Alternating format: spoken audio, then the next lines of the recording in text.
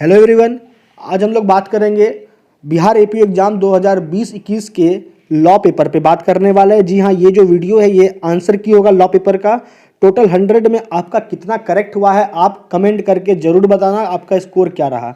आपको एक बात की जानकारी दे दूं कि ये जो बिहार एपीयू का एग्जाम है इसमें नेगेटिव मार्किंग भी था। दैट मीन्स कि अगर आपका 4 क्वेश्चन गलत हो जाता है तो आपका एक question automatically as a penalty गलत माना जाएगा।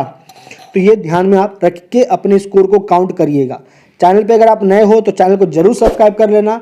आपको रेड कलर का बटन दिखेगा उस पर क्लिक करके चैनल को आप जरूर सब्सक्राइब कर लें। बेल आइकन जरूर दबा दें ताकि जब भी आपके चैनल लॉ इज लैब पे वीडियो अपलोड हो तो उसका नोटिफिकेशन सबसे पहले आपको मिले। किसी भी पर्सनल क्वेरी के लिए आप हमें इंस्टाग्राम पे फॉलो जरूर करें। इंस्टाग्राम का लिंक आपको मिल जाएगा डिस्क्रिप्शन बॉक्स में। अगर आपको इस लॉ क्वेश्चन का पीडीएफ चाहिए तो आप टेलीग्राम जुडिशियल ग्रुप से जरूर ऐड हो जाओ। टेलीग्राम जुडिशियल ग्रुप का भी लिंक आपको दिखेगा डिस्क्रिप्शन बॉक्स में। तो बिना डिले के स्टार्ट करते हैं आज के वीडियो को।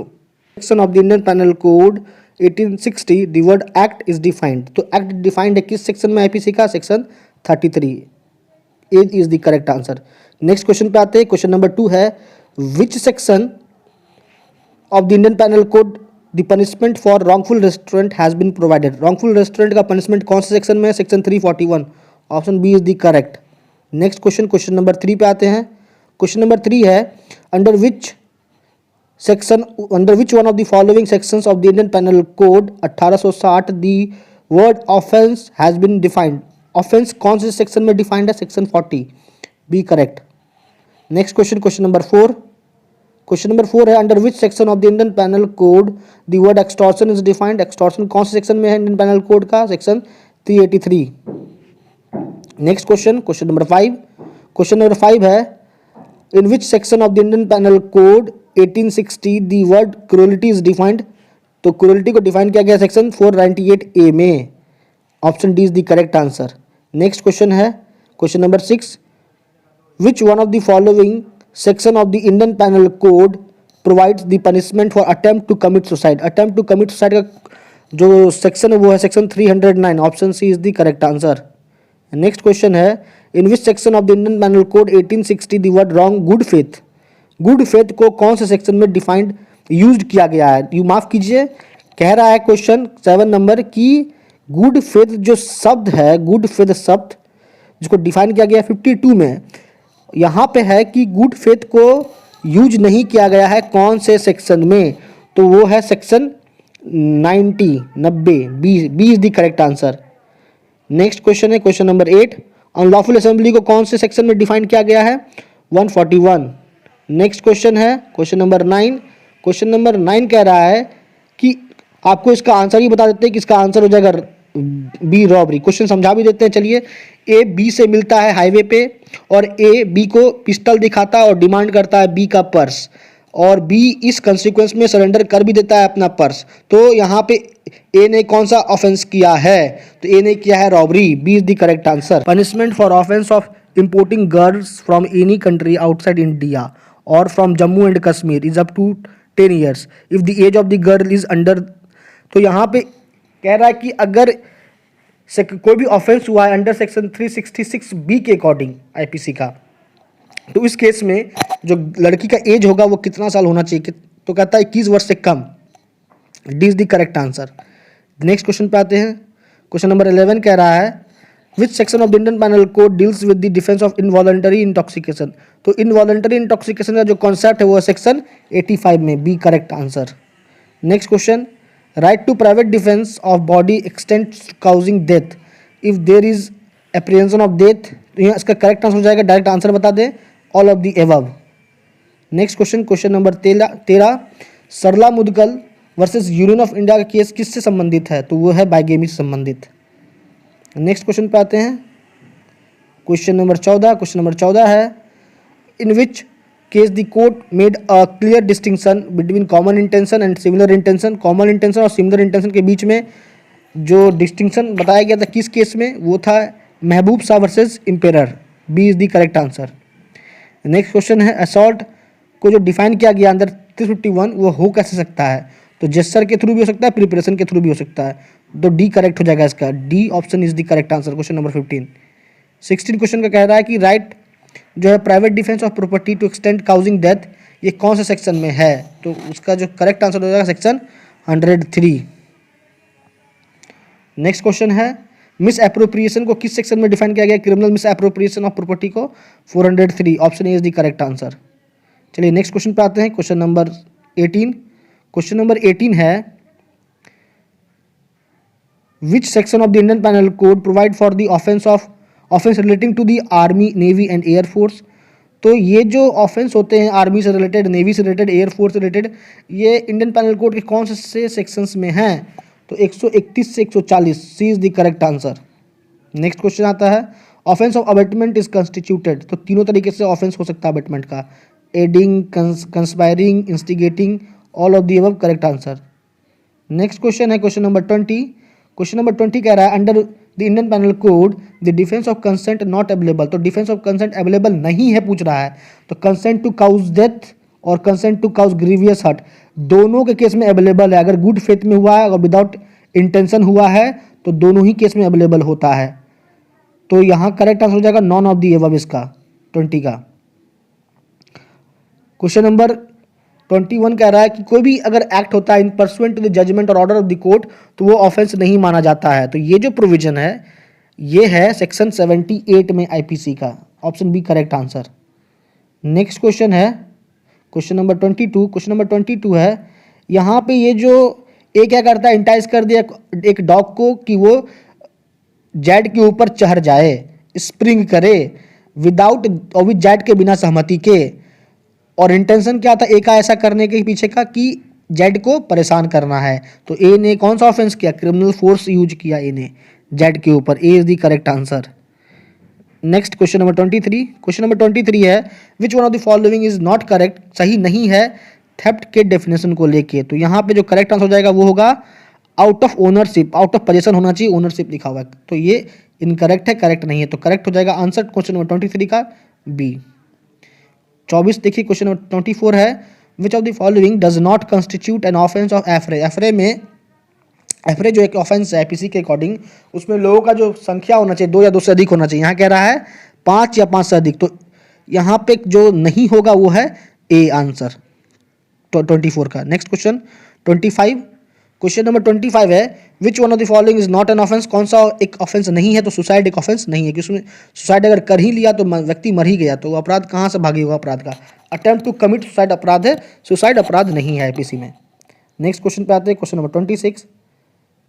क्वेश्चन नंबर 26 कह रहा है, देखिए क्या कह रहा है क्वेश्चन नंबर 26, कौन ड्राफ्ट किया था या किए थे माफ कीजिए इंडियन एविडेंस एक्ट को? तो इंडियन एविडेंस एक्ट जो है ड्राफ्ट हुआ है वो है JF स्टेफन के द्वारा। नेक्स्ट क्वेश्चन पे आते हैं। नेक्स्ट क्वेश्चन है question number 27 which of the following is a fact, कौन सा फैक्ट है? तो ABC तीनों फैक्ट है, तो डी करेक्ट हो जाएगा इसका आंसर। नेक्स्ट क्वेश्चन आता है 28। 28 कह रहा है कि आपको बताना है कि इन चारों में कौन सा फैक्ट रिलेवेंट नहीं है, रिलेवेंट फैक्ट नहीं है। तो कहता ए, पहले इसको समझा देते हैं, बहुत अच्छा सवाल है, समझिए सवाल को। जब ट्रायल चल रहा है बी के मर्डर का, ए के द्वारा जो मर्डर हुआ है बी का, और ए पे ट्रायल चल रहा है बी के मर्डर का, तो अब बताइए कि इन चारों में कौन सा फैक्ट रिलेवेंट नहीं है? पहला कहता है A was absconding immediately after murder of B, B के मर्डर के तुरंत बाद ए फरार हो जाता है, तो कंडक्ट रिलेवेंट फैक्ट होता है, आपको पता ही है सेक्शन 8 के अकॉर्डिंग। बी कह रहा है A and B were seen together before murder, अब ए और बी को एक साथ देखा गया था मर्डर के पहले, तो ये रिलेवेंट फैक्ट नहीं है, क्योंकि अगर हम बात करेंगे ऑप्शन सी का, तो ये मोटिव को दर्शा रहा है कि ए ने कर्ज लिया था बी से 50,000 रुपया, तो मोटिव था ए के पास बी को मारने का। और उसी तरीके से डी कह रहा है एलबी का कॉन्सेप्ट को प्रदर्शित कर रहा है, तो वो भी एक रिलेवेंट फैक्ट होता है, presence elsewhere eight the time of commission of an offence.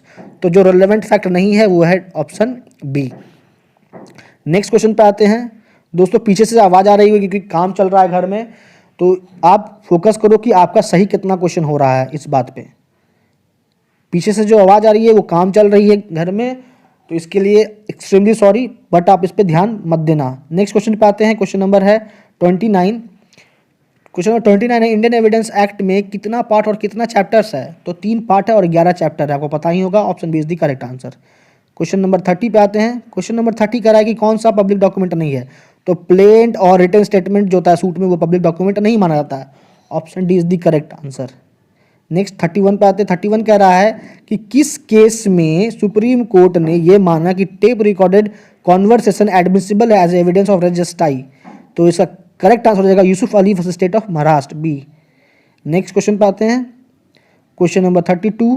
Question number 32 है, statement made by an agent to any party to the proceedings are admissible, that means as admissions admissible है। तो यहाँ पे correct answer हो जाएगा इसका कि statement अगर एजेंट के द्वारा हुआ तो एडमिसिबल है in each and every circumstances, that mean in all circumstances. A, ये गलत है।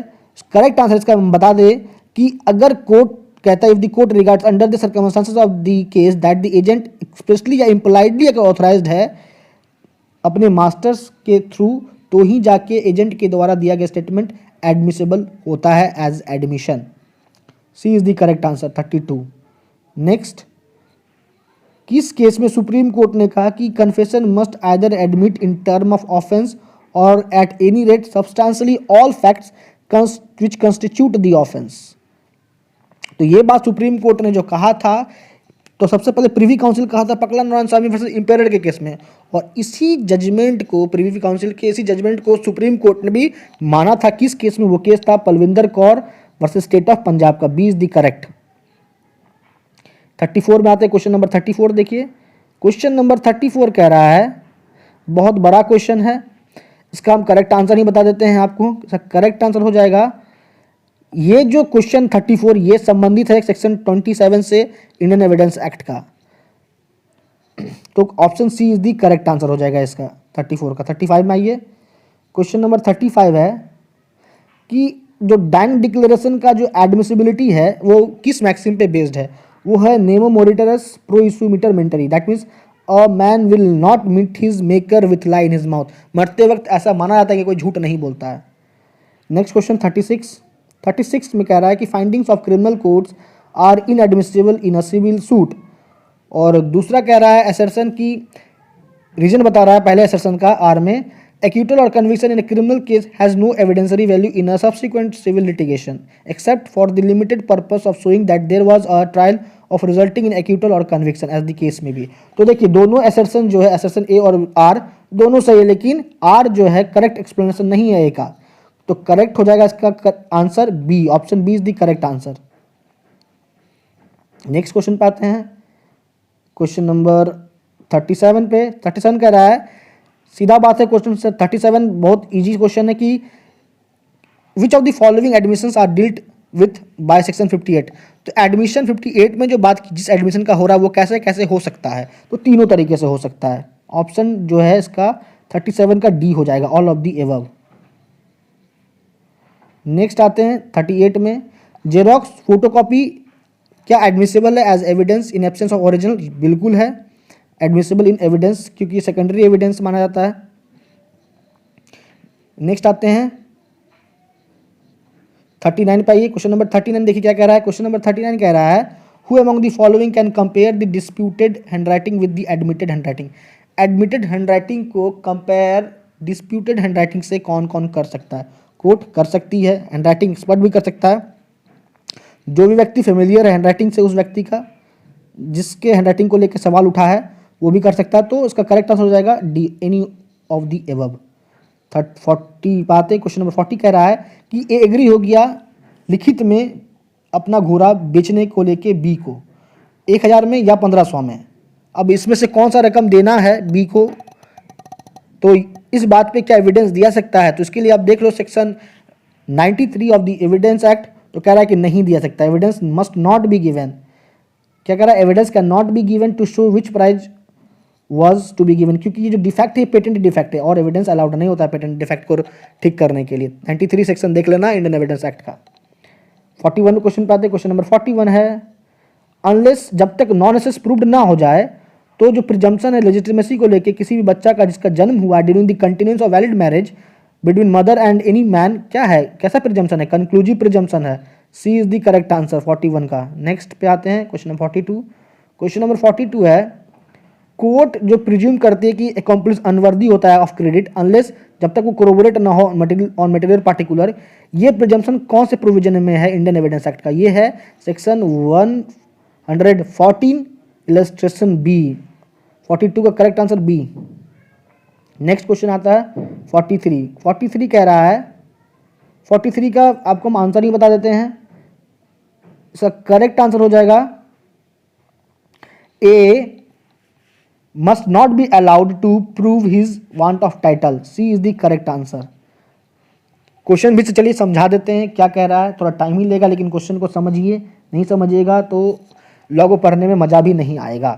कह रहा है कि जानबूझ के इंटेंशनली और गलत इरादे से फॉल्सली लीड्स बी टू, ये बात को यकीन दिलवा दिया बी को ए कि एक प्रॉपर्टी है, एक ज़मीन है जो उसका है और बी को बेच दिया इंड्यूस करके, और बी उस ज़मीन को जब खरीद लिया और पैसा पेड कर दिया ए को, उसके बाद उस वक्त जब बी खरीदा था ए से ज़मीन तो वो ज़मीन वो लैंड ए का नहीं था। बाद में जब सेल हो गया, प्रॉपर्टी बिक गई बी को, तब जाके वो लैंड ए का हुआ है।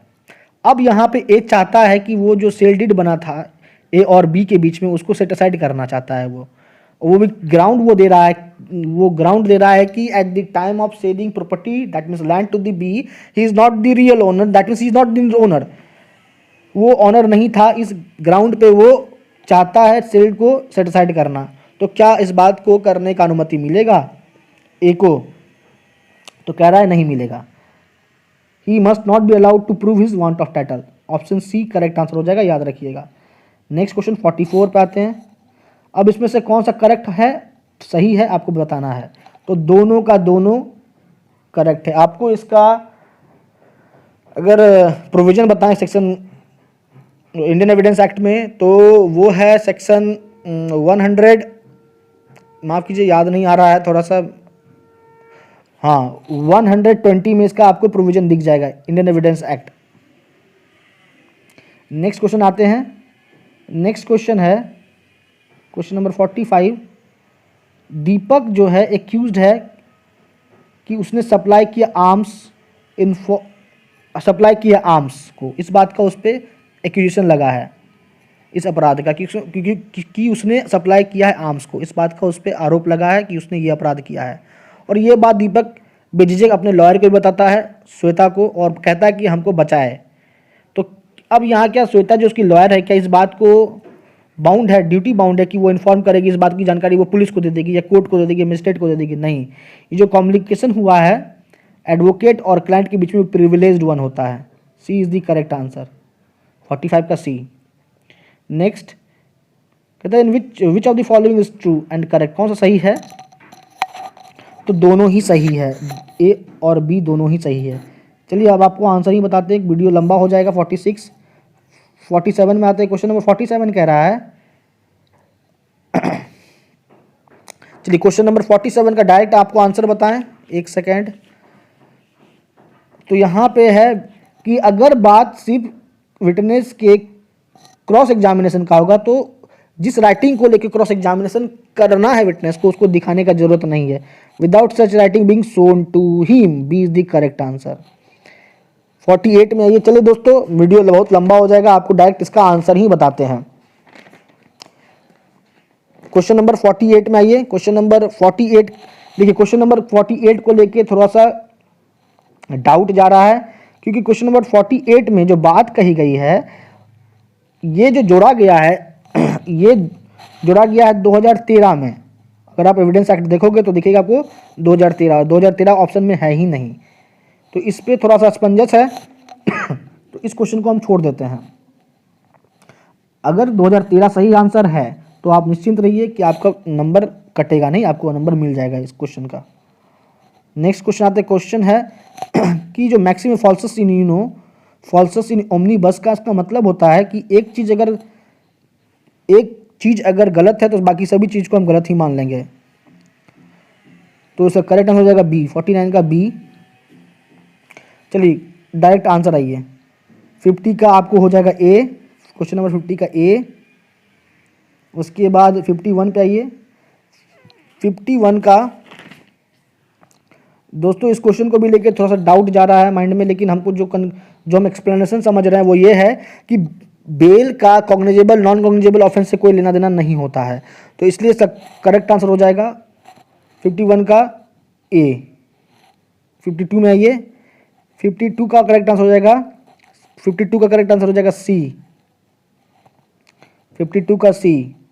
53 में आइए, हाँ 53 में आते हैं, 53 का जो करेक्ट आंसर हो जाएगा वो हो जाएगा ए। 53 का करेक्ट आंसर, 53 का करेक्ट आंसर ए।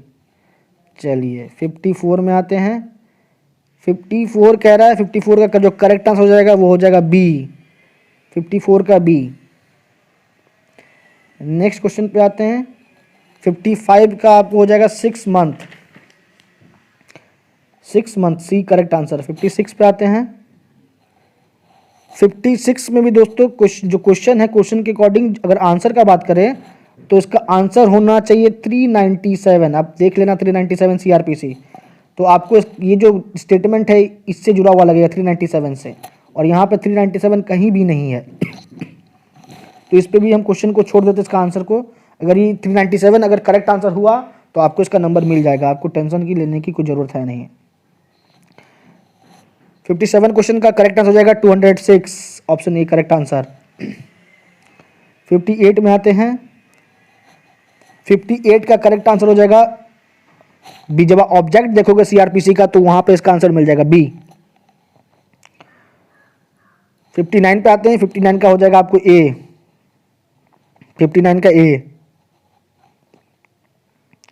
60 पे आते हैं, 60 का हो जाएगा मेंटेनेंस जो मिलेगा as a matter of fact मिलेगा पेरेंट को, option A is the correct answer.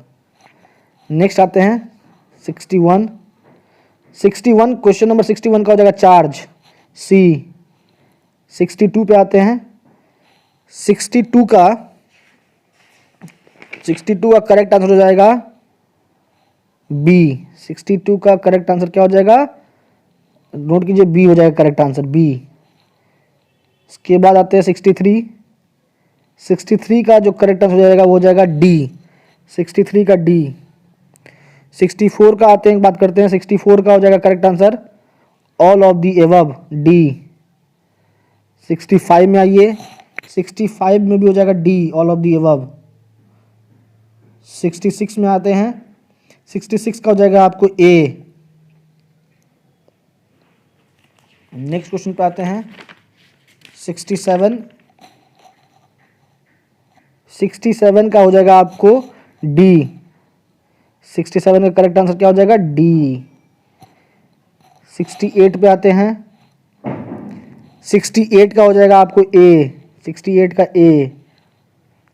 69 पे आते हैं, 69 का हो जाएगा आपको ए, कहीं पे भी हो सकता है, इधर दोनों में से कहीं पे भी हो सकता है, ए केस इंस्टीट्यूट। 70 का भी हो जाएगा आपको ए।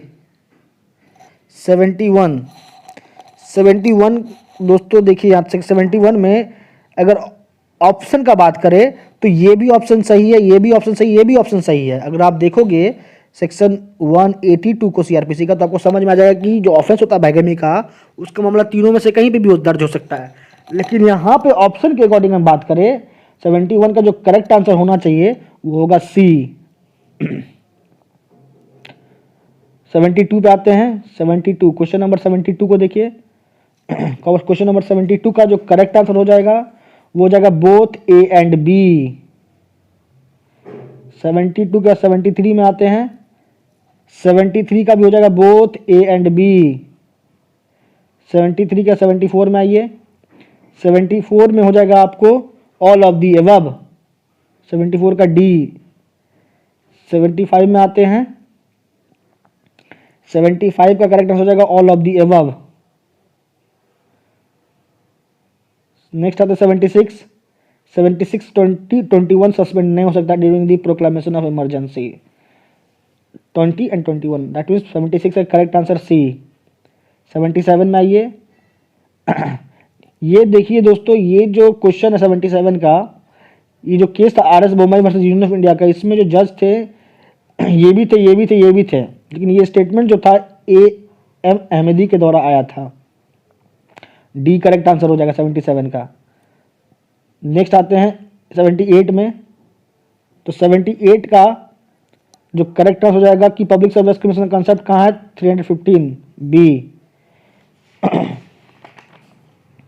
नेक्स्ट क्वेश्चन आते हैं 79। तो 79 में जो रिट है जो जारी होगा वो को वारंट होगा, व्हाट्स योर अथॉरिटी। 79 का सी, बी। 79 का बी, माफ कीजिए बी, बी करेक्ट आंसर है, को वारंट रिट इशू होगा। 80 में आइए। 80 का जो करेक्ट आंसर हो जाएगा स्पीकर ऑफ द लोकसभा। इसका अपॉइंटमेंट नहीं होता है प्रेसिडेंट के द्वारा, स्पीकर को लोकसभा के जो सदस्य होते हैं वही नियुक्त करते हैं, चुन लेते हैं। नेक्स्ट आइए 81। 81 का हो जाएगा एक, इम्पीच करने का पावर नहीं है विधान परिषद को। इम्पीचमेंट होता है जब भी होगा इम्पीचमेंट तो किसका होता है, प्रेसिडेंट का, और प्रेसिडेंट के इम्पीचमेंट में कोई रोल नहीं है विधान परिषद का। हाँ, लेकिन जो कॉमन पॉइंट है इनडायरेक्ट इलेक्शन दोनों में होता है, मेंबर को नॉमिनेट दोनों में किया जाता है, राज्यसभा में और विधान परिषद में होता है। टेन्योर मेंबरशिप को लेकर दोनों में कॉमन पॉइंट है, तो कॉमन पॉइंट जो नहीं है वो है पावर ऑफ इम्पीचमेंट का। अब इलेक्शन कमीशन कौन से किसके इलेक्शन को होल्ड नहीं करता, कंडक्ट नहीं करता, local bodies, D. Next question आइए 83। 83 कह रहा है 83 का जो करेक्ट आंसर हो जाएगा, इसका डायरेक्ट आंसर देखिए, करेक्ट आंसर हो जाएगा A, SR Bommai versus union of India. Next question आइए क्वेश्चन नंबर 84। 84 का करेक्ट आंसर हो जाएगा कंकरेंट लिस्ट, जितना भी लॉ सब कंकरेंट लिस्ट में है। 84 का बी। 85 में आइए। देखिए अभी तो हमारा जो प्रेजेंट कैग है वो तो बदल चुका है, लेकिन यहाँ पे जो ऑप्शन है उसके अकॉर्डिंग हो जाएगा राजीव महर्षि, 85 का बी। 86 में आते हैं। 86 का जो करेक्ट आंसर हो जाएगा कि ब्लाइंडनेस के आधार पे किसी को आप डिस्क्वालीफाई नहीं कर सकते हैं, किसी को, दैट मीन्स कि आप मेंबर बनने से यूपीसी का किसी को भी डिस्क्वालीफाई नहीं कर सकते on the ground of blindness. ये केस किस केस में कहा गया था, सुप्रीम कोर्ट के द्वारा, वो था Jaishankar Prasad versus state of Bihar, B. Next है 87। 87 कह रहा है कि जुडिशियल रिव्यू का जो पावर है वो किसके द्वारा इंजॉयड होता है, सुप्रीम कोर्ट और हाई कोर्ट दोनों के द्वारा, बी। नेक्स्ट है कि जो फंडामेंटल जस्टिस का बात किया, फंडामेंटल ड्यूटी का जो बात किया जा रहा है इंडियन सिटीजन का, to safeguard public property and violence, ये कौन से प्रोविजन में है, तो 51 ए के क्लाउज आई में है, ए करेक्ट आंसर हो जाएगा। नेक्स्ट क्वेश्चन पे आते हैं क्वेश्चन नंबर 89। 89 का करेक्ट आंसर होगा 140 सी। 90 आते हैं मणिपुर, बी। नेक्स्ट क्वेश्चन पे आइए 21वां संविधान संशोधन, ए करेक्ट आंसर हो जाएगा। 92 में आते हैं। एक्स्ट्राडिशन का संबंध कौन से लिस्ट से, यूनियन लिस्ट से, ए। नेक्स्ट आते हैं 324 इलेक्शन कमीशन, सी। 94 में आइए। 94 का जो करेक्ट आंसर हो जाएगा दोस्तों, इस पर कंफ्यूजन है, इसमें Bengal immunity company limited versus state of Bihar correct होना चाहिए मेरे अकॉर्डिंग, लेकिन इसमें डाउट है, आप इसको मान के चलिए, क्योंकि ये भी केस का संबंध इसी मैटर से है 141 से इंडियन कॉन्स्टिट्यूशन का, तो इसलिए इसको आप ऑब्जेक्शन में रखिए, लेकिन बी 80% मान के चलिए सही आंसर है इसका 94 का। 95 में आते हैं। 95 का हो जाएगा बी। 96 में आइए। 96 का हो जाएगा, आपको पता ही है कलेक्टिव रिस्पॉन्सिबिलिटी का जो प्रोविजन है वो 75 में है, ए। 97 मंडल कमीशन केस था पहला केस, 97 का ए। उसके बाद 98 में आइए। 98 का करेक्ट आंसर हो जाएगा एल चंद्र कुमार केस। उसका 99 में आइए। 99 पे भी दोस्तों डाउट है, 99 पे भी डाउट लग रहा है, लेकिन करेक्ट आंसर जो 70% आप मान के चलिए वो होना चाहिए, ए। लेकिन इस क्वेश्चन पे ऑब्जेक्शन है, इसको आप काउंट मत कीजिएगा 99 को। और जो 100 है उसका करेक्ट आंसर हो जाएगा, क्वेश्चन नंबर 100 का जो करेक्ट आंसर होगा वो है, देखिए क्वेश्चन को देख लीजिए, क्वेश्चन नंबर 100 आपको दिख ही रहा है, करेक्ट आंसर हो जाएगा क्वेश्चन नंबर 100 का सी। सी ऑप्शन करेक्ट आंसर हो जाएगा। दोस्तों ये वीडियो आपको कैसा लगा आप कमेंट करके ज़रूर बताइएगा, और अगर आपके लिए बेनिफिशियल होगा तो आप चैनल पे नए होंगे तो चैनल को जरूर सब्सक्राइब कर लीजिएगा, और कमेंट करके जरूर बताइए कि आपका स्कोर इस बार का क्या रहता है बिहार एपीओ एग्जाम में।